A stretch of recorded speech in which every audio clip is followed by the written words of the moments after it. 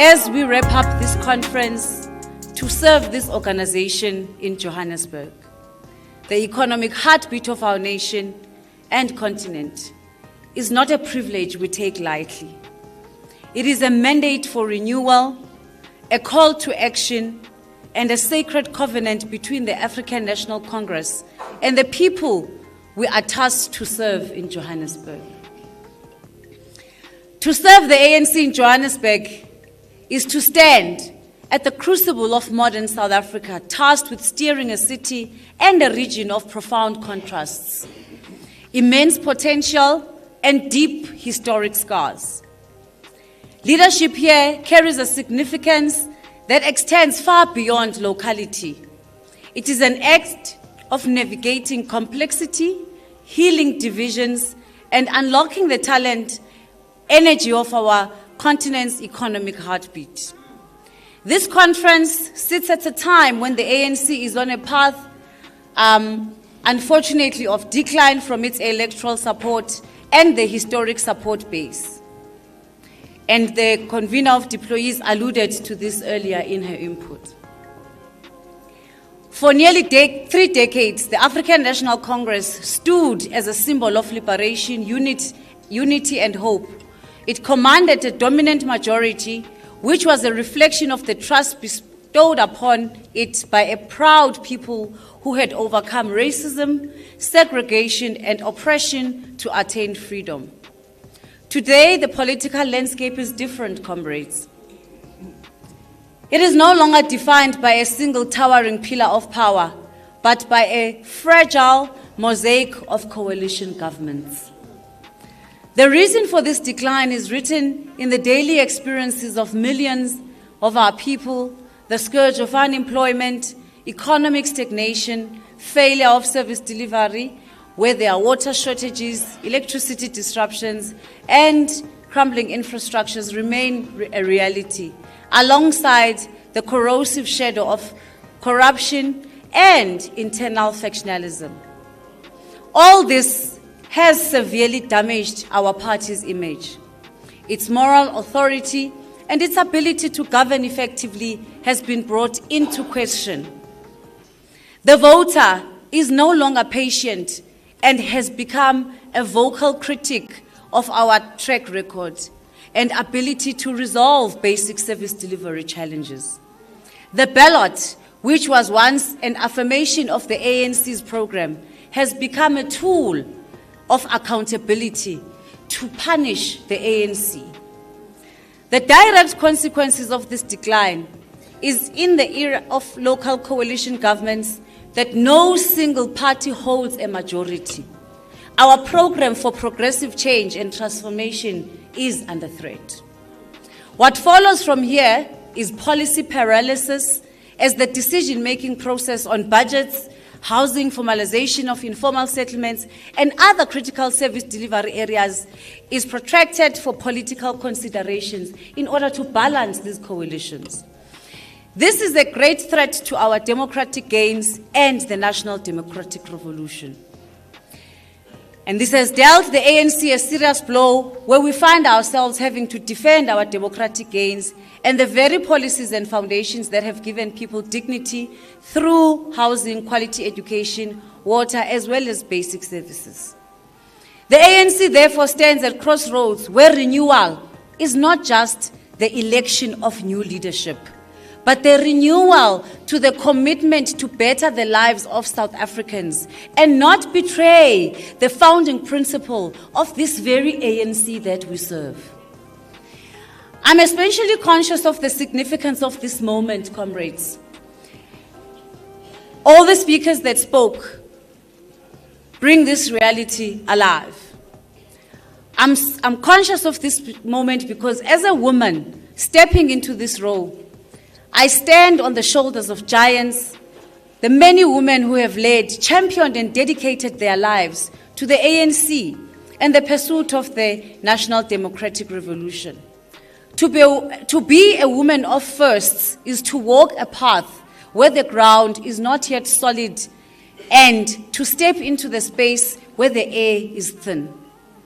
This mammoth task means you are both the blueprint and the builder. You are the dream and the toiler. My footsteps would not only echo in the corridors of my predecessors, but will also become the sound that future generations of women, activists, will learn to recognize as possibility. Indeed, it is possible. Be that as it may, comrades, being the first is not a crown of solidarity triumph, but a ladder built over many decades from progressive collective conscience and struggles. Comrades, I want to take this moment to remind us of the first Black South African woman graduate and a pioneering political activist. She took a moment to remind us that this struggle is not worth the pursuit if it is not selfless. She said, "This work is not for yourself. Kill that spirit of self and do not live above your people, but live with them." And so today, we achieve not for personal glory, but to pull our communities upwards with us by transforming a singular breakthrough into a collective advance. Johannesburg's very foundation is rooted in the geology of gold and the politics of exploitation. Its spatial landscape echoes the divide between the affluent northern suburbs and the sprawling, underdeserved townships of the south. Johannesburg is a physical testament to the legacy of apartheid. Therefore, leadership in this context is irrevocably tied to spatial and economic justice. We, as the ANC, must be a bridge builder, actively working to dismantle these entrenched patterns of inequality. The political economy of Johannesburg is a tale of two cities. On the one hand, the Johannesburg GBT metro is estimated at over 1.2 trillion, contributing nearly 16% to the national GDP and over 40% to Gauteng's. We host the Johannesburg Stock Exchange with a market capitalization of over 17 trillion. This is a vibrant, globally connected financial hub. Yet this coexists with the reality that our official unemployment rate sits at over 30%, soaring to over 40% for our youth. We are a city that creates immense wealth, yet too many of our nearly 6 million residents are living below the breadline, trapped in a cycle of spatial exclusion inherited from the very same apartheid I spoke about. Johannesburg's health is critical to the well-being of the entire nation. Leadership here involves the delicate balance of fostering a climate conducive to investment and innovation while ensuring that growth benefits the majority. This city is not just a place of commerce, but an ecosystem where economic vitality and social stability are mutually dependent.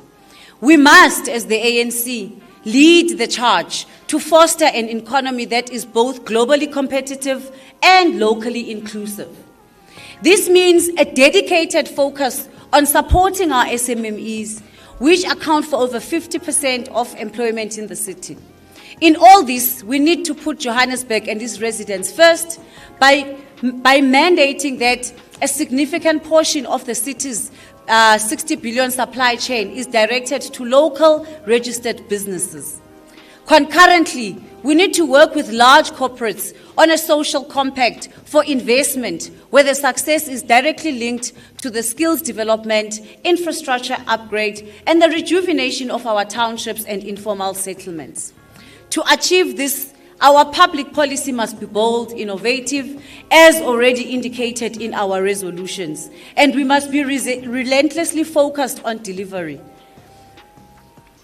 We cannot talk about economic growth without talking about a reliable and affordable system that will also assist in terms of transportation and our own electricity and energy strategies.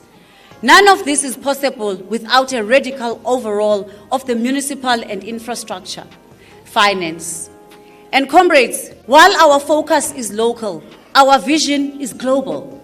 Johannesburg's foreign policy is one of partnership and prosperity, to ensure that investment comes so that we can transform and improve the lives of our people and ensure that there is job creation in Johannesburg under the leadership of the ANC. As leaders of the ANC, we need to navigate and manage the complexities of rapid urbanization and multiculturalism. This demands foresight and an inclusive approach that sees diversity as the city's greatest strength. Comrades, this leadership will have to confront the tangible and intangible. While we face a daunting array of day-to-day challenges in our city, and as indicated earlier, that infrastructure decay, there is hope because the city has got an investment plan, and as the ANC, we have a responsibility to ensure, as indicated even in our declarations, that deployees of the African National Congress must be monitored and evaluated. There is no free ticket. You have to serve the people of Johannesburg diligently, with humility, and if you are not prepared to do that, give others an opportunity so that those who are willing to serve, do it, so that the ANC, our intention is to continue to be re-electable so that we can serve the people. The ANC in Johannesburg is significant. It is not like any other because the city itself is a microcosm of the national project. It is arguably the hardest place to govern in South Africa, but also the most consequential. Success here in the city measured is shared prosperity, social cohesion, and functional services, would signal a breakthrough for the entire country. To serve here is to accept the Herculean task of turning the city of gold into this world-class African city, world-governed city that we always speak about. The stakes could not be higher, and the potential reward of getting it right would be even greater for the African National Congress. For us to succeed, we must wholeheartedly and with conviction commit ourselves to the unity of the ANC and our program of renewal. We must commit ourselves to the progressive ideas and policies of the movement and mobilize society behind our program at all levels. This conference must be a turning point, comrades, a point where we abandon individualism in favor of collective leadership and principled action to serve the people of Johannesburg beyond the self. We must actively work to continue to unite our organization against and around the principle and not a personalities and an opportunities organization. We must all make the solemn commitment to work for the people of Johannesburg and the ANC. Umbutho wabantu must return to being the sole and most reliable repository of the needs and aspirations of our people. We must build an ANC that is trustworthy, reliable, and able to serve our people and the residents of Johannesburg. As we conclude this conference, we must reflect on our journey thus far, and we must remember comrades who have led and were acknowledged earlier on when we were at plenary, who we have lost, who were indeed executive mayors and led the city of Johannesburg. That would be Comrade Jeff Makubo, Comrade Jolly Dimatongo, and Comrade Timpo Mwerane. Today must be the moment to break that curse and that has hung over our organization in this region. We must utilize this moment to reaffirm that collectivism has triumphed over self-interest.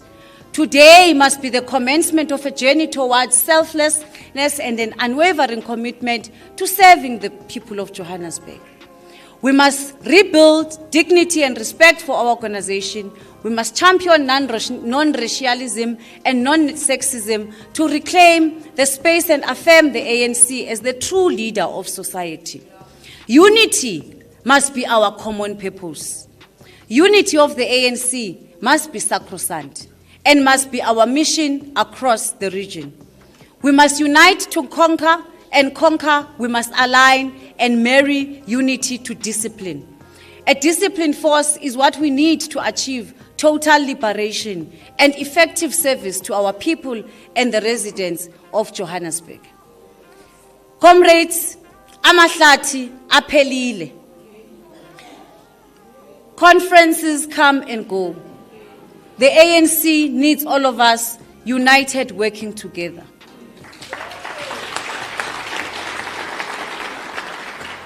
We must act to serve the people of Johannesburg, and that can only happen if we have an ANC that is united and cohesive. As I conclude, I wish to thank the 15th Regional Conference, which was led by Comrade Dada Morero, and we thank him for his sterling leadership in his tenure.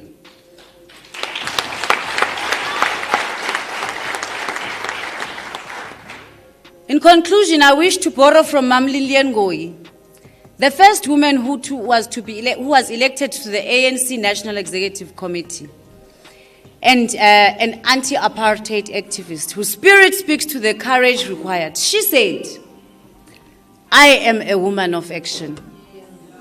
I cannot sit down and fold my hands while others are busy making history."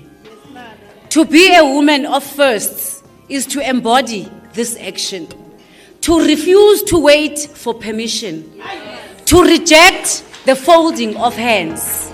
It is to be busy tirelessly in the pursuit of the genuine struggles of our people and the sacred act of making history yourself.